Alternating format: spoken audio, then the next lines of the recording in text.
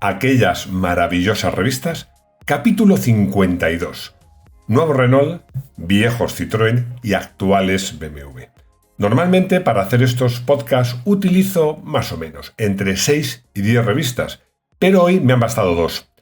Un anticipo de los nuevos Renault, un repaso a los antecesores del excelente Citroën XM y una interesante comparativa del BMW Serie 3, los más interesantes de momento, más alguna sorpresa y un par de anécdotas, dan mucho juego. Bienvenidos a los podcasts de los lunes de Garaje Hermético. Lo cierto es que veo estos reportajes, estas pruebas, y compruebo que 40 años después prácticamente, bueno, no tantos, porque estamos hablando de 89, sigo haciendo lo mismo, escribiendo de coches, del presente, del pasado, del futuro, pero es que no me canso. Un poco como ejemplo, os voy a contar una anécdota, que no tiene que ver mucho con lo que voy a contar hoy, pero sí un poco con mi forma de ver mi trabajo y mis aficiones, que al final es lo mismo. Estaba disputando una prueba que para mí era mítica, que eran los 1000 kilómetros Hyundai, que se celebraban en el Jarama. Era una prueba a 1000 kilómetros, con lo cual tenía la aliciente además de que no sabías exactamente lo que iba a durar. Se hacía con los Hyundai Coupé y, bueno, pues éramos un equipo de periodistas. Había varios equipos de periodistas y nuestro jefe de equipo era mi buen amigo, excelente periodista e increíblemente bueno como jefe de equipo, Luis Alberto Izquierdo, que bueno, en el briefing del equipo alguien dijo, bueno, a ver si ganamos al resto de periodistas.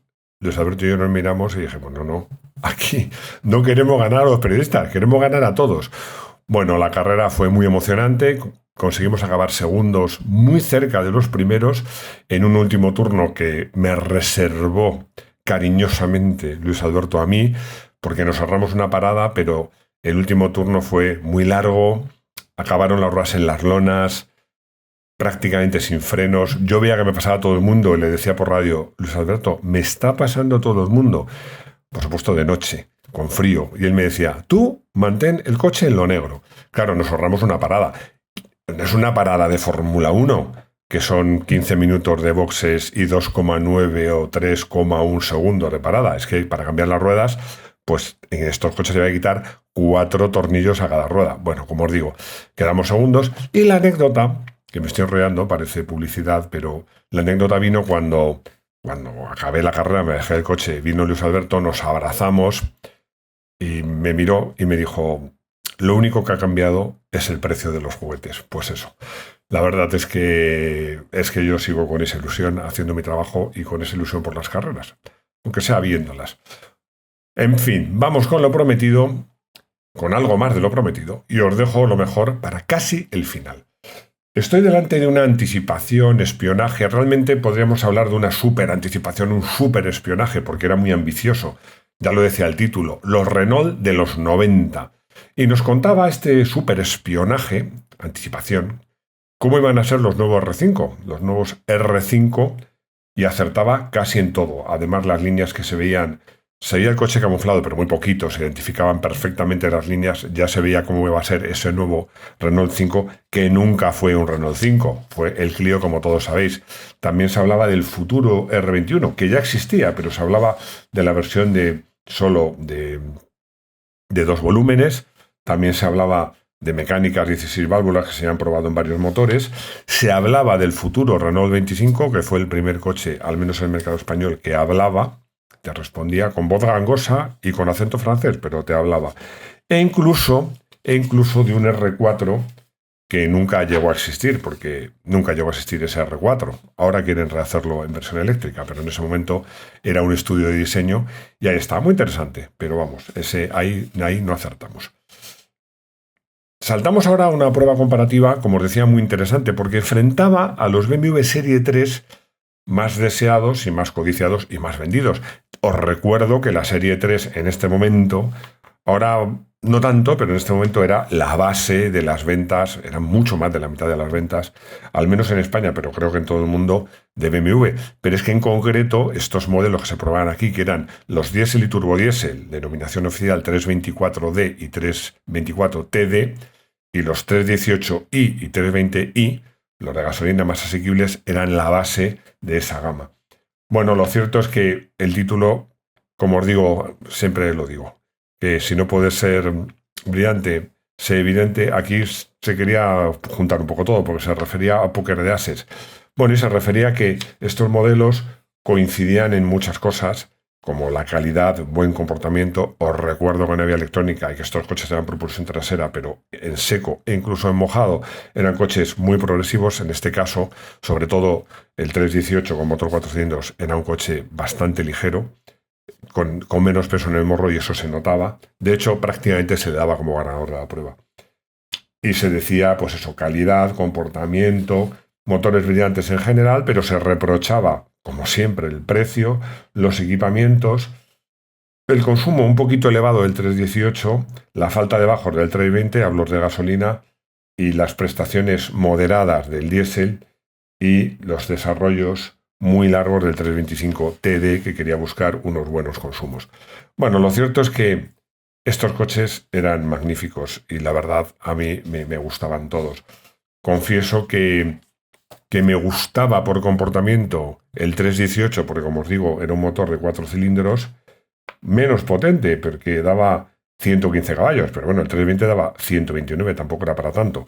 El turbodiesel, perdón, el diésel atmosférico se quedaba en 86, pocos para un coche que ya estaba en los 1200 kilos. Y el turbodiesel con 115 y muy buen par, pues estaba al nivel de los mejores. Como os digo, por comportamiento, el que más me gustaba era el 318. Lo cierto es que el motor del 320, a pesar de adolecer de esa falta de bajos, bueno, falta de bajos para los criterios de entonces, pues era un motor muy agradable, muy suave, y que luego cuando lo subías de vueltas, pues daba muchísimo, muchísimo juego. Bueno, esto fue una comparativa que disfruté mucho por los coches, pero ahora os voy a hablar de una presentación. Fijaos, yo creo que si hiciera un listado de las presentaciones más divertidas a las que he acudido nunca, yo no sé si esta será la ganadora, puede que lo fuera, pero desde luego estaría en el podio seguro. Estamos hablando además de un coche muy interesante, muy interesante. Muy interesante como coche en sí, como reflexión. Hablo del Bertone Freeclimber. A ver, hay mucho que contar de este coche. Lo primero, es un coche, era un Daihatsu, carrocería chasis Daihatsu, con un motor BMW y fabricado por Bertone en Italia. Claro, lo que decía Nuccio Bertone, pues un visionario, es que ya que los coches deportivos pues cada vez tenían pues menos sentido, fijaos que hablamos de 89, pues a lo mejor el todoterreno no es refugio, claro. En estos momentos los ecologistas pues no tenían la fuerza que tienen ahora y no había las leyes tan absurdas que impiden disfrutar en algunos países de los coches por el campo, por los caminos, no hablo de hacer trastadas, ni campo a través, ni cosas similares. El título, perdonar que barra para casa porque esto lo escribí yo y el título era mío, me parece acertadísimo. Las fuerzas del eje. Claro, es que fijaos que estamos hablando de los mismos países que formaron el eje en la Segunda Guerra Mundial: Alemania, Italia y Japón. ¿Por qué fue tan divertida? Rodamos muy cerca por las carreteras del lago de Como, carreteras y caminos. Esto lo organizó Bertone, que el representante en España era un personaje del que hablaba en ocasiones, bueno, un alemán, Ben Heydrich, que fue importador de diversas marcas y que le encantaban los coches y sabía mucho de coches. Hizo una presentación muy especial. Para empezar, iba solo un periodista por coche, con lo cual yo estaba encantado porque me gusta conducir y sufro a veces en el asiento de la derecha según con quién vaya. Y luego eligió unas carreteras espectaculares y sin tráfico, insisto, carreteras y caminos. Bueno, yo con otro periodista fuimos juntos. Bueno, acabó casi siendo una carrera, está feo que lo diga, sobre todo por los caminos. Disfruté mucho, mucho, mucho, y este motor turbodiesel BMW de 2,4 litros y 115 caballos, el mismo del que hemos hablado en la comparativa, pues en este coche daba un juego espectacular. Yo disfruté como un enano en la presentación, con el coche, que me encantó, y luego con la charla con Ben, porque realmente era todo un personaje muy particular. Bueno, yo creo que este señor se merecería un vídeo, porque es un personaje de película. Vamos a seguir por una una prueba que se titulaba A grandes males, grandes remedios. Y es que el Suzuki Samurai, la versión long body, era una gran solución a un gran problema: la ausencia casi absoluta de maletero en el Suzuki Samurai. ¿Cómo se conseguía? Pues alargando unos 20 centímetros la batalla del coche. Había opiniones de todos los gustos, ¿no? Porque había quien decía que ese coche era muy feo, porque además, aparte de alargar la batalla, tenía tenía mucho más voladizo, pero lo cierto es que es un coche que todavía hoy lo encuentras por los pueblos, porque era un coche que unía todas las virtudes del Suzuki, de fiabilidad, bajo consumo, dureza, buen comportamiento, pero además era muy capaz, porque además era una versión que lo podía convertir fácilmente el pick-up porque tenía techo de lona. Acabamos la parte de producto de este podcast con un reportaje de esos de los que me gustan. Me gustan mucho, mucho. Claro, fue idea mía, ¿cómo no me va a gustar? Y además, es que podría ser un vídeo de los que hago ahora en nuestro canal de YouTube, Garaje Hermético. A ver, ¿por qué no? El reportaje comenzaba con una prueba, la prueba del Citroën XM tope de gama, el V6, y estaba seguida por una comparativa muy interesante y que recuerdo muy bien, titulada La evolución de la especie, donde enfrentábamos, es una forma de hablar, al XM, el último de la saga, con el CX, el DS y el Traction Avant. ¿Cómo disfruté todo? Porque la sesión de fotos del XM, estoy viendo la foto de apertura con el coche puesto en la posición más baja. Ya sabéis que este coche tiene suspensión hidroneumática gestionada, hidractiva, porque era una hidroneumática gestionada electrónicamente. Para mí, lo mejor de lo mejor. Y permitía bajarse. Lo hicimos en una cantera, el coche era gris, y bueno, este coche bajito, con la suspensión abajo, en esa cantera, con esa línea tan aerodinámica, a mí es que me parecía espectacular. O sea, no bonito, espectacular. Es un coche que a mí luego no ha pasado, yo creo que a la historia. Yo creo que es un coche que no está tratado como se merece. Era un coche excepcional. Y para mí muy, muy bonito, muy, muy bien resuelto aerodinámicamente, muy capaz y muy bien acabado. De hecho, por lo que comentaba, el título era un francés muy alemán, aquí tiré a lo evidente, porque decíamos que pretendía tener todo lo bueno del CX, alta tecnología, modernidad, aerodinámica, confort, pero con lo mejor de los coches alemanes, que era un buen acabado y calidad. Bueno, la verdad es que a lo mejor no tenía la calidad de los coches alemanes, pero sí os aseguro que era un coche de una calidad excepcional, y los que hayáis podido probar uno hoy día lo habréis podido comprobar. Tampoco hace falta que diga que este coche en su momento, en cuanto a estabilidad, yo os diría el balance entre estabilidad, seguridad, un comportamiento seguro y confort, en mi opinión, en esta época era imbatible, pero es que aún hoy en día estaría a un grandísimo nivel. Bueno, y era un coche que, claro, pues, pesaba 1.400 kilos, que ya para entonces era un coche pesado. Hoy día no lo sería. No lo sería para un coche de 4,7 metros. Es que hoy en día pesan eso los coches de 4 metros y poco.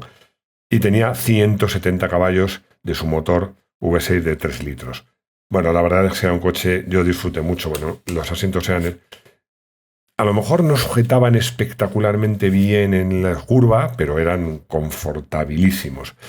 Lo que disfruté más, nos costó, fue esa comparativa que os digo. Afortunadamente el DS, una buena amiga, su pareja tenía uno, además un DS21 de los últimos, súper bien mantenido. Casi por casualidad conseguimos el Traction Avant, y el CX fue más fácil, nos lo cedió la marca, además era uno de los últimos modelos, un turbo. La verdad, bueno, yo os diría que quizás el Traction Avant se descuelga un poquito, no por técnica, sino porque la aerodinámica en esos momentos todavía no estaba tan afinada, pero del DS al XM yo os diría, en el mejor de los sentidos, que eran todos más de lo mismo. El DS se adelantó a su tiempo, pero el CX fue un coche excepcional y de hecho tuvo una larguísima vida. Y el XM, yo ya lo decía, sí, perdona que insista, es un coche que creo que no se le ha valorado como se merece.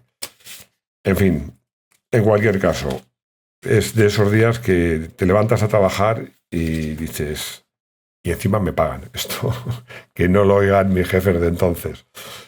La verdad es que fue mucho curro, fue mucho curro reunir los coches, la sesión de fotos, pero probar esos coches, charlar con los propietarios, pues fue una maravilla. No, antes de pasar, que cerramos como siempre, ya sabéis, con deporte, pues es que ha habido un reportaje que me ha llamado la atención, porque hablaba de los nuevos límites de contaminación de la Comunidad Europea, que todavía no era Unión Europea, y el título era La carrera por el coche limpio. Bueno, y decía que la industria europea pues va a acelerar las inversiones para cumplir con las nuevas normas anticontaminantes que propone la Comunidad Europea. Bueno, aquí salía Calvet y salía, que entonces era el presidente de Peugeot Citroën, y decía que estas normas, esto sonará, que le habían dictado políticos con no gran conocimiento del mundo del motor. Esto me suena. En fin, en cualquier caso, quería traeros este reportaje porque ya sabéis que yo reivindico que la industria del motor es ejemplar en los temas ecológicos. Es que es así de claro, es ejemplar. Alguno diría, ¿se puede hacer más? Sí, sí, se puede hacer más. Pero fijaos, ¿qué es lo que más contamina? Siempre se habla de los coches, se nos olvidan las calefacciones, se nos olvida la industria, que es lo más contamina, se nos olvida el tráfico aéreo, siempre lo digo, pretender llevar a 200, 300 personas a 8.000 metros de altura, a casi 1.000 km por hora, supone realmente un impacto ecológico importante, y contaminan los barcos, que probablemente es de los medios de transporte más contaminantes. No voy a hablar de trenes porque probablemente por el contrario sean los más ecológicos. Pero en cambio todas las medidas se toman sobre el automóvil, porque es un poco un escaparate, es muy visible.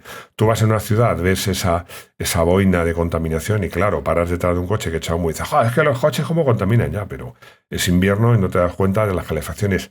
Que, ojo, para los que no sois de Madrid, en Madrid todavía quedan calefacciones de carbón, aunque os suene antidiluviano o tercermundista. Pocas, pero quedan. Pero bueno, en fin, cerremos este tema y vamos a hablar de cosas divertidas. Vamos a hablar de deporte. Digo, me considero afortunado porque una de las fortunas que tuve, valga la redundancia, es poder ver esta carrera. Era ver en mi circuito, en el Jarama, a los grandes de la resistencia. Y ojo, cuando digo a los grandes, no me refiero solo a los coches, que eran los protagonistas, y además los 3 primeros coches del podio, por este orden, porque este campeonato de este año estaba muy peleado. Era el Sauber Mercedes, el C10, un coche bonito, aunque un poco tristón, porque con unos pequeños logos de AEG y pintado de gris. La línea era bonita, pero desde luego no era el coche más bonito de la parrilla, eso seguro. Detrás sí estaba el coche más bonito de la parrilla, sin duda. Los Jaguar XJR9 Silcat, en ese precioso blanco y morado fileteado en amarillo. Es que pocos coches hay más bonitos que este. Y luego pues estaba otro coche bonito, con unos colores también bonitos, el Porsche 962C, con los colores de Repsol, que a mí, por cierto, también son colores que me gustan mucho. El coche era azul, con el logo de Repsol muy grande. Ya sabéis que el logo de Repsol es letras azules sobre una banda blanca y por encima una especie de mancha naranja y por debajo una especie de mancha roja. Bueno, el coche precioso. Decía que no solo los grandes en cuanto a coches, sino también en cuanto a pilotos, porque los españoles Jesús Pareja, con un muy buen compañero de equipo, el argentino Oscar Larrauri, hizo tercero absoluto, y Fermín Vélez, con otro coche bonito, el Spice, ganó en su categoría. Bueno, Fermín Vélez es otro piloto que también un poco olvidado, pero bueno, la verdad es que era un pilotazo que no tuvo mucha suerte. Me hace mucha gracia porque por un motivo que desconozco, pues Patrick Tambay, que era un piloto muy bueno, ex Fórmula 1 como todos sabéis, pues por hacer una gracia se hizo fotos junto a su coche, que era el Jaguar Silcat, vestido de torero. Si me preguntáis por qué, pues no tengo ni idea de por qué.